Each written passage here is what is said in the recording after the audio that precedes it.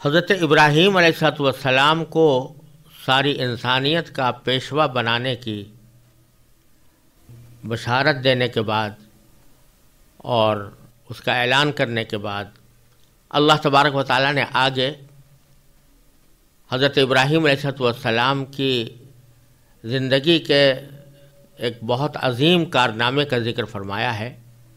اور وہ بیت اللہ کی تعمیر جدید ہے۔ اس کا مختصر واقعہ یہ ہے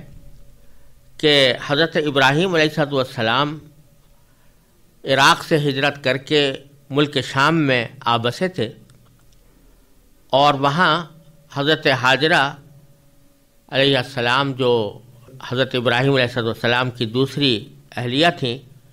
ان سے حضرت اسماعیل علیہ السلام پیدا ہوئے تھے، اور ابھی وہ دودھ ہی پی رہے تھے کہ اللہ تبارک و تعالیٰ کا حضرت ابراہیم علیہ السلام کو یہ حکم ہوا کہ ہم آپ کو بیت اللہ کی جگہ بتاتے ہیں، آپ اس کو پاک صاف کر کے طواف اور نماز سے آباد کریں۔ بیت اللہ شریف اصل میں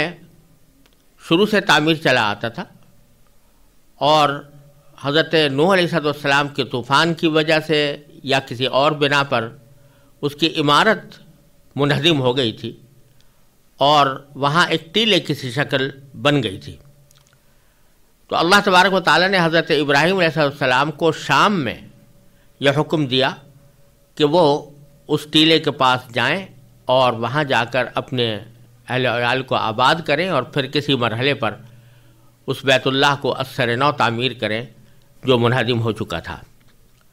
چنانچہ حضرت ابراہیم علیہ السلام اس حکم کی تعمیل میں شام سے مکہ مکرمہ کی جگہ پر روانہ ہوئے۔ اس وقت مکہ مکرمہ ایک شہر کی حیثیت میں نہیں تھا، بلکہ محض ایک صحرا اور سنگلاخ علاقہ تھا، اور بعض روایات سے معلوم ہوتا ہے کہ شام سے مکہ مکرمہ کا سفر حضرت جبرائیل علیہ السلام کی رہنمائی میں انجام پایا، اور اس روایت میں یہ بھی ہے کہ حضرت جبرائیل علیہ السلام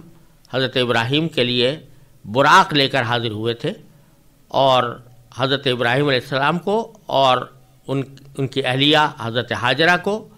اور دودھ پیتے بچے حضرت اسماعیل علیہ السلام کو لے کر انہوں نے سفر کیا، اور بالآخر اس جگہ لے جا کر ان کو اتارا جہاں آج مکہ مکرمہ آباد ہے۔ اس وقت کانٹے جار جھاڑیوں اور ببول کے درختوں کے سوا وہاں کچھ نہیں تھا، کوئی آبادی بھی نہیں تھی۔ اس وقت بیت اللہ ایک ٹیلے کی شکل میں تھا۔ حضرت خلیل اللہ علیہ السلام نے اس جگہ پہنچ کر حضرت جبرائیل سے پوچھا کہ کیا ہماری منزل یہ ہے؟ تو حضرت جبرائیل علیہ السلام نے اس بات میں جواب دیا، اور حضرت ابراہیم علیہ السلام اپنی اہلیہ اور صاحبزادے کے ساتھ وہاں پر اتر گئے۔ بیت اللہ کے پاس ایک معمولی سا چھپر ڈال کر حضرت اسماعیل اور حضرت حاجرہ کو وہاں پر ٹھہرا دیا، اور ان کے پاس ایک توشہ دان میں کچھ کھجوریں اور ایک مشکیزے میں پانی رکھ دیا۔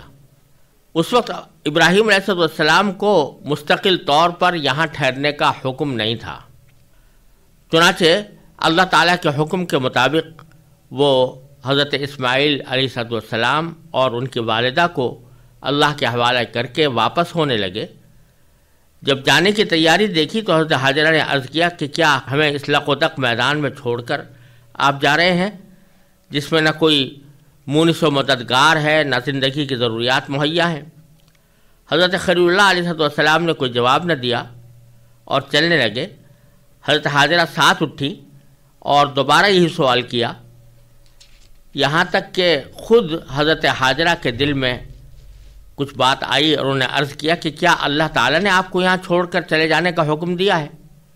اس موقع پر حضرت ابراہیم علیہ السلام نے فرمایا کہ ہاں، مجھے اللہ تعالیٰ کی طرف سے یہ حکم ملا ہے۔ جب حضرت حاجرہ نے یہ جواب سنا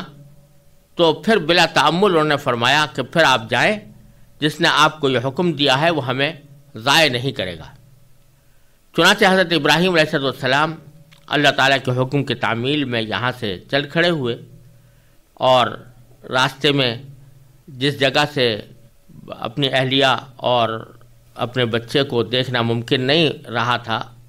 وہاں پہنچ کر موڑ پر پہنچ کر دعا کی اللہ تبارک و تعالیٰ سے کہ اللہ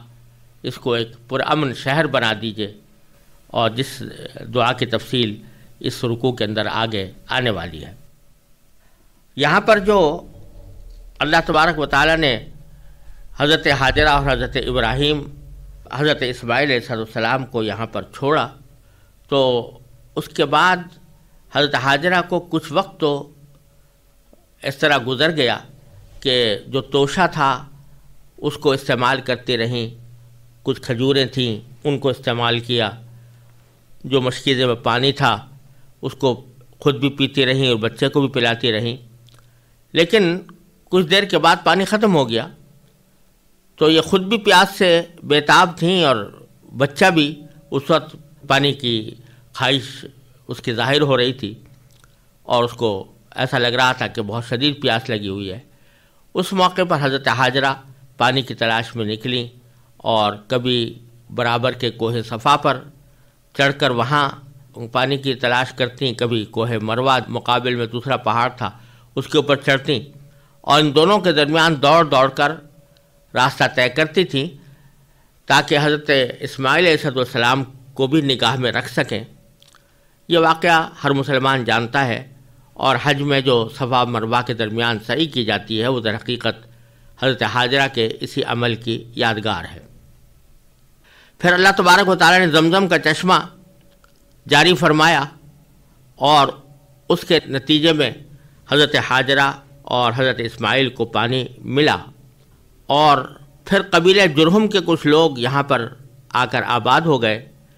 اور حضرت اسماعیل علیہ السلام جب بڑے ہوئے تو اسی قبیلہ بنو جرہم کی ایک خاتون سے ان کی شادی ہوئی، اور پھر یہاں رفتہ رفتہ ایک بستی آباد ہو گئی۔ صحیح بخاری کی ایک روایت میں ہے کہ ایک روز حضرت ابراہیم علیہ السلام حضرت حاجرہ اور اسماعیل علیہ السلام کی ملاقات کے لیے مکہ مکرمہ پہنچے تو دیکھا کہ اسماعیل علیہ السلام ایک درخت کے نیچے بیٹھے ہوئے تیر بنا رہے ہیں۔ حضرت ابراہیم کو دیکھ کر وہ کھڑے ہو گئے، اور ملاقات کے بعد حضرت ابراہیم علیہ السلام نے فرمایا کہ مجھے اللہ تعالیٰ نے ایک کام کا حکم دیا ہے، کیا تم اس میں میری مدد کرو گے؟ حضرت اسماعیل علیہ السلام نے عرض کیا کہ بے شک بصر و چشم کروں گا۔ اس پر حضرت ابراہیم علیہ السلام نے اس ٹیلے کی طرف اشارہ کیا جہاں بیت اللہ تھا کہ مجھے اس گھر کی تعمیر کا حکم ہوا ہے۔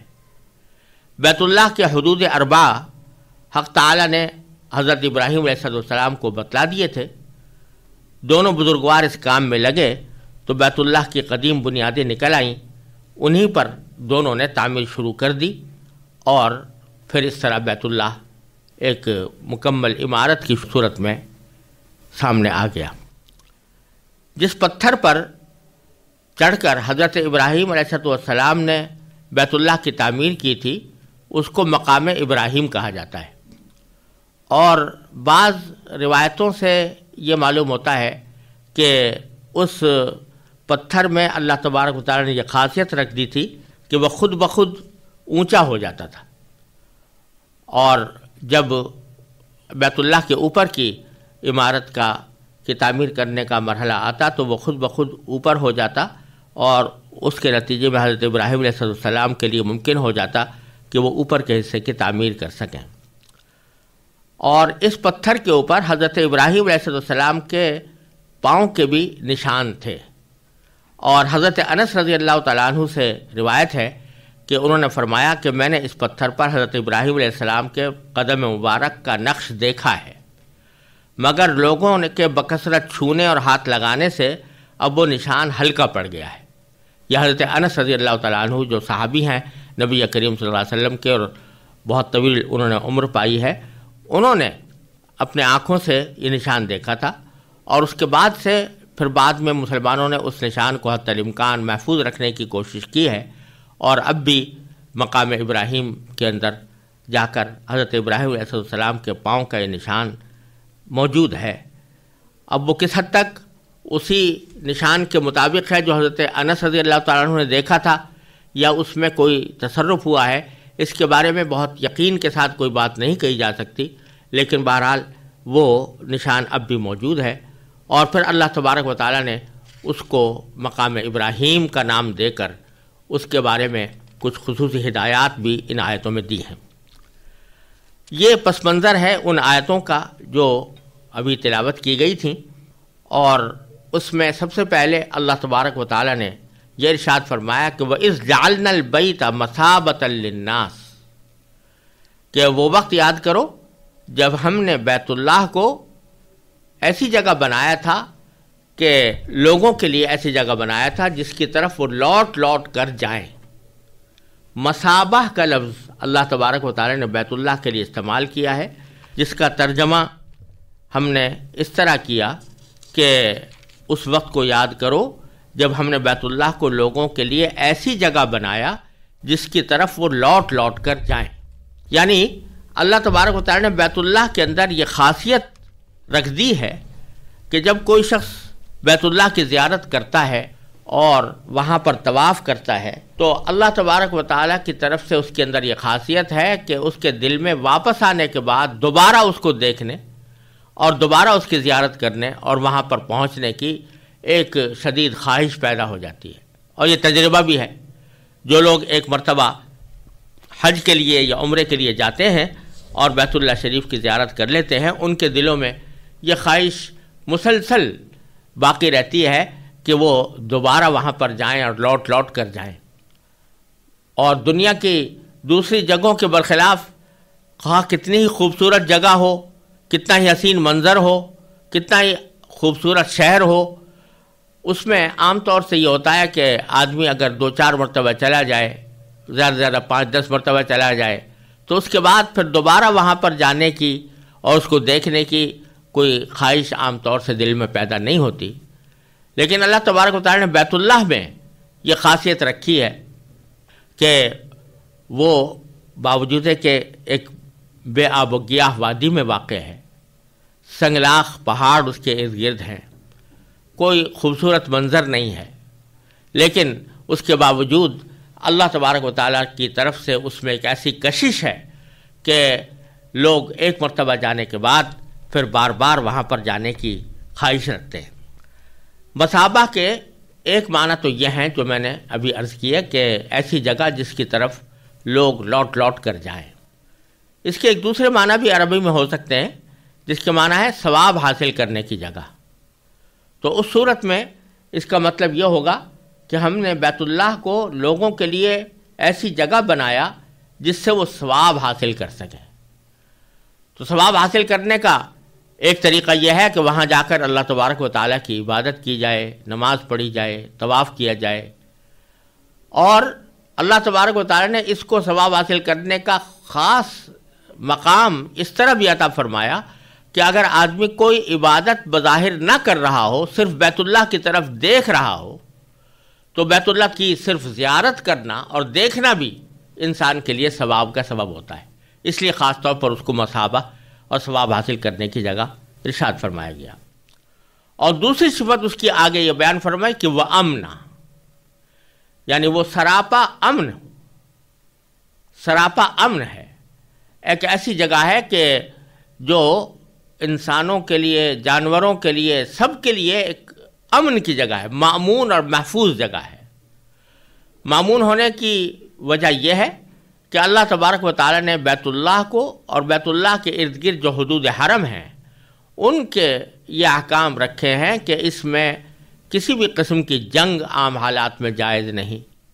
کسی کو مارنا جائز نہیں، کسی جانور کا شکار کرنا جائز نہیں، کسی بھی شخص کو کوئی تکلیف پہنچانا جائز نہیں۔ البتہ کوئی استثنائی حالات ایسے ہو سکتے ہیں کہ کوئی دشمن وہاں پر چڑھ آئے اور اس کے مقابلے کے لیے ہتھیار اٹھانے پڑیں، تو اس کی اجازت قرآن کریم میں دوسری جگہ دی ہے کہ وَلَا تُقَاتِلُوهُمْ عِنْدَ الْمَسْجِدِ الْحَرَامِ حَتَّى يُقَاتِلُوكُمْ فِيهِ فَإِنْ قَاتَلُوكُمْ فَاقْتُلُوهُمْ، کہ تم اس مسجد حرام کے ارد گرد تم قتال نہ کرو، یعنی لڑائی نہ کرو، ہاں البتہ اگر دوسرے لوگ آ کر تم پر جنگ مسلط کر دیں تو پھر اس صورت میں دفاع میں تم وہاں پر لڑ سکتے ہو۔ تو لڑائی بھی جائز نہیں اور کسی کو مارنا بھی جائز نہیں، یہاں تک کہ اگر کسی شخص نے جرم کر کے وہاں پر پناہ لے لی ہے تو امام ابو حنیفہ رحمۃ اللہ علیہ فرماتے ہیں کہ وہاں پر اس کو قتل نہیں کیا جائے گا. اگر فرض کرو شرعاً وہ واجب القتل بھی ہو تو وہاں پر قتل نہیں کیا جائے گا، بلکہ ایسے طریقے اختیار کیے جائیں گے کہ وہ حدود حرم سے باہر آنے پر مجبور ہو جائے اور پھر حدود حرم سے باہر جا کر اس کو قتل کیا جائے گا. اس لیے کہ اللہ تبارک و تعالی نے اس جگہ کو امن کی جگہ قرار دیا ہے، اور یہ انسانوں کے لیے بھی امن کی جگہ ہے، جانوروں کے لیے بھی امن کی جگہ ہے. تو شروع میں اللہ تبارک و تعالی نے بیت اللہ کی دو صفتیں بیان فرمائی ہیں کہ بیت اللہ کی عظمت سب سے پہلے تو اس وجہ سے ہے کہ اللہ تبارک و تعالی نے اس کو اپنا گھر قرار دیا، اور دوسرے یہ کہ اس کے اندر یہ خاصیت رکھ دی کہ لوگ لوٹ لوٹ کر اس کے پاس جائیں، اور تیسرے یہ کہ وہ امن و امان کی جگہ ہے، اور وہاں پر جا کر نہ صرف انسان بلکہ جانور بھی محفوظ اور مامون ہو جاتے ہیں. ان کی جان کی حفاظت کا اللہ تبارک و تعالی نے اس طرح ذمہ لے رکھا ہے. یہ اہمیت بیان کرنے کے بعد پھر مقام ابراہیم کی اہمیت بیان فرمائی اور فرمایا کہ وَاتَّخِذُوا مِن مَقَامِ إِبْرَاهِيمَ مُصَلًّى، کہ اور تم مقام ابراہیم کو نماز پڑھنے کی جگہ بنا لو. جیسا میں نے ابھی عرض کیا، مقام ابراہیم اس پتھر کا نام ہے جس پر چڑھ کر حضرت ابراہیم علیہ السلام نے بیت اللہ کی تعمیر کی تھی، اور اس پر ان کے پاؤں کے نشان بھی موجود ہیں. اس مقام ابراہیم کو اللہ تبارک و تعالی نے یہ اعزاز عطا فرمایا کہ اس کے بارے میں فرمایا کہ اس کو نماز پڑھنے کی جگہ بنا لو، یعنی وہاں پر نمازیں پڑھا کرو. اب اس میں بعض نمازیں تو ایسی ہیں کہ جو واجب ہیں، مقام ابراہیم کے آس پاس پڑھنا واجب ہے. مثلا وہ 2 رکعتیں جو ہر طواف کے بعد انسان کے ذمہ واجب ہوتی ہیں، ان کے بارے میں سنت یہ ہے کہ وہ مقام ابراہیم کے پیچھے اس طرح پڑھی جائیں کہ مقام ابراہیم نماز پڑھنے والے اور کعبے کے درمیان آ جائے. یعنی اس طرح نماز پڑھے آدمی کہ مقام ابراہیم کے پیچھے کھڑا ہو اور اس کے سامنے مقام ابراہیم ہو اور مقام ابراہیم کے پیچھے بیت اللہ شریف ہو. اس طرح نماز پڑھنا سنت ہے. البتہ اگر کسی کو وہاں پر جگہ نہ ملے یا کوئی اور دشواری ہو تو مقام ابراہیم کے علاوہ پورے حرم کے اندر بھی، پورے مسجد حرام میں بھی کسی بھی جگہ یہ 2 رکعتیں پڑھی جا سکتی ہیں، اور اگر وہاں پر بھی پڑھ لی جائیں گی تو واجب ادا ہو جائے گا. بلکہ اگر مسجد حرام سے باہر حدود حرم میں پڑھ لی جائیں، کسی بھی حدود حرم کے علاقے میں پڑھ لی جائیں تو بھی یہ 2 رکعتیں ادا ہو جاتی ہیں. البتہ حدود حرم سے باہر پڑھنا ان کا مکروہ ہے. لیکن اگر فرض کرو کوئی شخص بھول گیا یا کوئی دشواری پیش آئی جس کی وجہ سے وہ حدود حرم میں ادا نہ کر سکا اور جا کر حدود حرم سے باہر جا کر دنیا کے کسی بھی مقام پر جا کر یہ 2 رکعتیں طواف کے بعد کی پڑھ لیں تو بھی وہ رکعتیں ادا ہو جاتی ہیں، اور اس کے اوپر کوئی دم واجب نہیں ہوتا، یعنی کوئی اس کا فدیہ یا کوئی قربانی اس کی وجہ سے کرنی نہیں پڑتی. پھر آگے اللہ تبارک و تعالیٰ یہ بتلا رہے ہیں کہ اس بیت اللہ کی جس میں مقام ابراہیم بھی موجود ہے، اس کی تعمیر کس طرح ہوئی تھی. تو فرمایا وَعَهِدْنَا إِلَىٰ إِبْرَاهِيمَ وَإِسْمَاعِيلَ أَن طَهِّرَا بَيْتِيَ لِلطَّائِفِينَ وَالْعَاكِفِينَ وَالرُّكَّعِ السُّجُودِ. وَعَهِدْنَا إِلَىٰ إِبْرَاهِيمَ وَإِسْمَاعِيلَ، اور ہم نے ابراہیم اور اسماعیل کو یہ تاکید کی تھی کہ طَهِّرَا بَيْتِي، کہ تم دونوں میرے گھر کو پاک کرو، للطائفین، طواف کرنے والوں کے لیے، والعاکفین، اور اعتکاف میں بیٹھنے والوں کے لیے، والرکع، اور رکوع کرنے والوں کے لیے، اور السجود، سجدہ کرنے والوں کے لیے. یعنی ان لوگوں کے لیے پاک کرو جو یہاں طواف کریں اور اعتکاف میں بیٹھیں اور رکوع اور سجدہ بجا لائیں. پاک کرنے سے مراد یہ ہے کہ اس کا مطلب یہ بھی ہے کہ بیت اللہ تو پہلے سے موجود ہے، ٹیلے کی شکل میں اس وقت موجود تھا، تو اس کو ایک باقاعدہ عمارت کی شکل دیں، اور عمارت کی تعمیر کرنے کے بعد اس کو ظاہری طور پر بھی صاف ستھرا رکھیں اور اس کو کفر و شرک کی نجاست سے پاک رکھیں. یعنی اس کو کفر و شرک اس کے اندر نہ آنے پائے، وہ خالصتاً اللہ تبارک و تعالیٰ کی عبادت کے لیے وقف ہو اور اللہ تعالیٰ کی توحید کا عقیدہ رکھنے والے وہاں پر اللہ تعالیٰ کی عبادت انجام دیں۔ اور پھر آگے حضرت ابراہیم علیہ السلام کی اس دعا کا ذکر ہے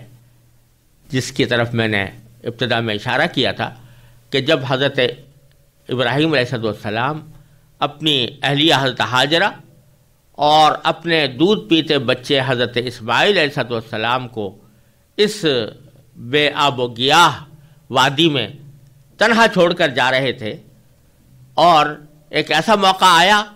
کہ جس کے بعد وہ اپنی اہلیہ اور اپنے بچے کو دیکھ نہیں سکتے تھے، تو اس موڑ پر پہنچ کر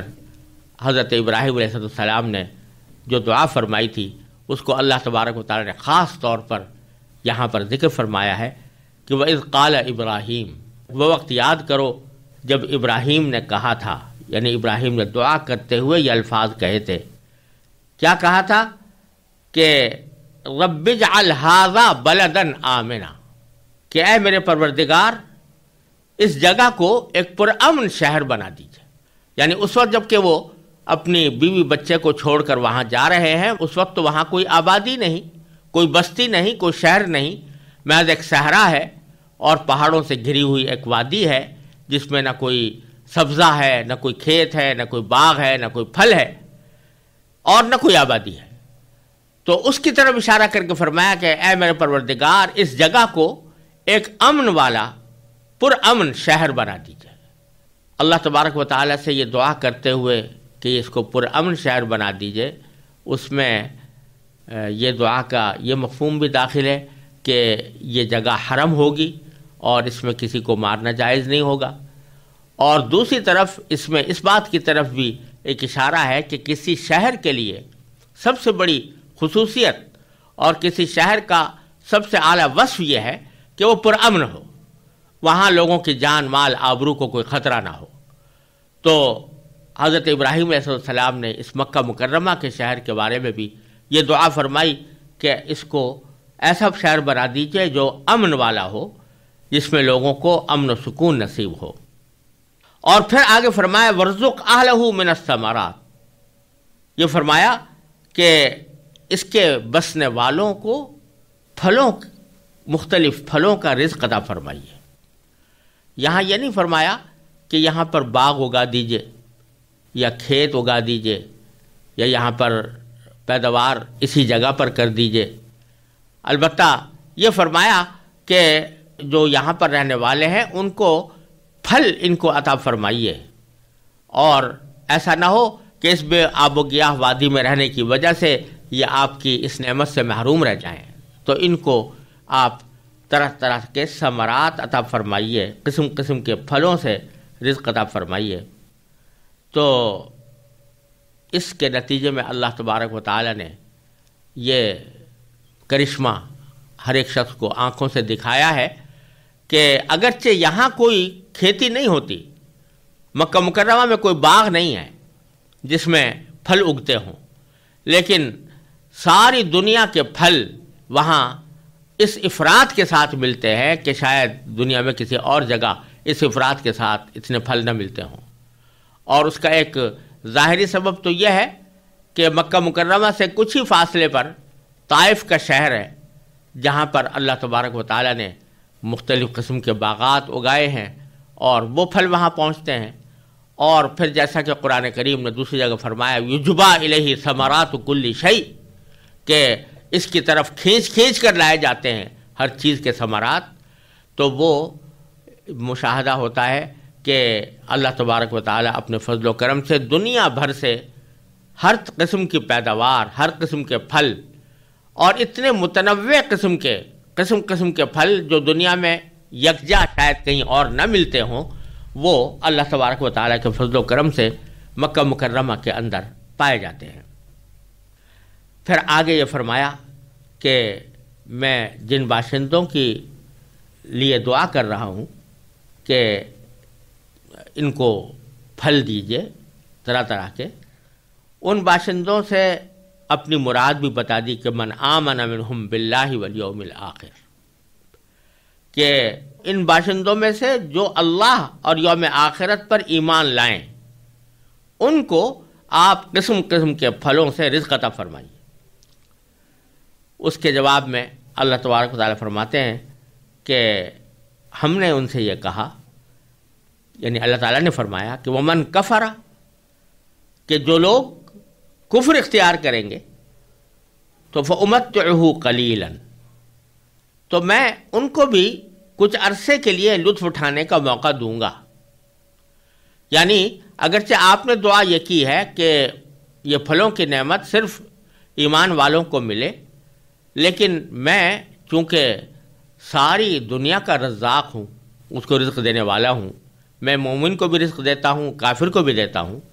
لہٰذا اگر یہاں پر کچھ لوگ کافر ہوں گے تو میں ان کو بھی کچھ عرصے لطف اٹھانے کا موقع دوں گا، یعنی ان کو بھی ان پھلوں سے فیضیاب ہونے کا موقع ملے گا، لیکن بالآخر ان کا انجام یہ ہوگا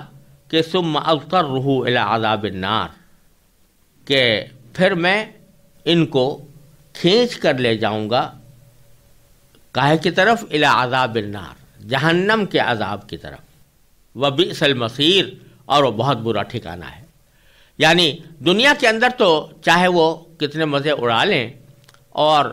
میں جو کچھ رزق ان کو عطا کروں گا اس سے وہ جتنا چاہیں فائدہ اٹھا لیں، لیکن یہ فائدہ اٹھانا کچھ مدت ہی کے لیے ہوگا، یعنی ان کی زندگی کی مدت کے لیے، یا اس مدت کے لیے جب تک میں چاہوں گا اس وقت تک ان کو ان نعمتوں سے بھی سرفراز کروں گا، لیکن بالآخر اگر انہوں نے کفر کو نہ چھوڑا اور توحید پر ایمان نہ لائے تو بالآخر میں ان کو کھینچ کر جہنم کے عذاب کی طرف لے جاؤں گا، اور وہ کسی انسان کے لیے بدترین ٹھکانہ ہے۔